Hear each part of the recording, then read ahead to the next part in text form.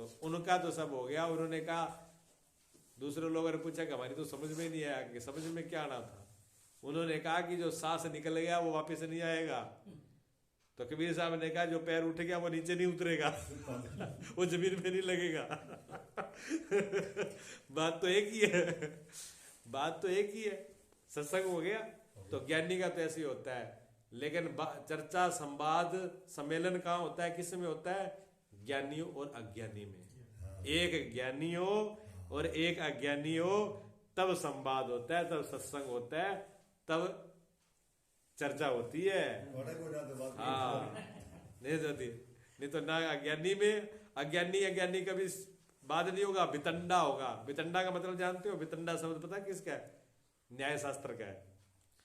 न्याय शास्त्र का है वाद, जिसमें जातिवाद और वितंडा, वाद है उसे वितंडा बोलते हैं। जलप वाद, जलप और वितंडा। तो वाद के अंदर तो, वाद का तो मतलब होता है कि मुझे सत्य का निर्णय करना है। आपकी बात सही है कि मेरी बात सही है, इससे मतलब नहीं, सच्चाई क्या है। अगर आप सच्चाई बोल रहे हो तो मान्य है, इन्होंने बोल दी सत्य बात तो भी मान्य है, मैंने बोल दी तो ही मान्य है। इसको कहते हैं वाद। वाद का मतलब भी बात सत्य ही सिद्ध करनी है। 50 में से कोई भी बोल दे, अगर सच बोल रहा है तो वो सत्य मान्य है। और जलप में क्या है? जलप में होती है जिद। मेरी बात सच होनी चाहिए, मेरी टांग ऊपर रहनी चाहिए।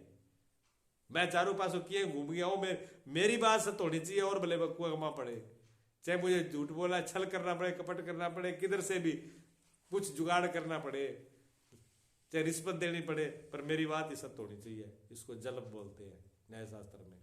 और वितंडा कहते हैं पागल जैसे बड़बड़ाता है, कोई मतलब ही नहीं, भी क्या बक रहा है, खुद को ही पता नहीं भी मैं बोल के आ रहा हूं, उसको वितंडा कहते हैं। तो अज्ञानियों की बात वितंडावाद है। उनको ये पता नहीं कि हम बोल क्या रहे हैं, कौन सी बकवास मार रहे हैं। उनसे पूछे भी तुम्हारा क्या, वो कहते जी हम किसी को नहीं मानते। उनसे पूछे फिर तुम किसी को नहीं ये दूसरे जो है लोग हैं वो कहते हैं ये दूसरे सब ऐसे ही है, इनकी बातें जो ये कर रहे हैं इनको हम नहीं मानते। जब इनकी बातों को तुम नहीं मानते हो तो तुम्हारी बात कौन सी है वो भी बता दो जिसको तुम मानते हो। उनको ये पता नहीं हम क्या मानते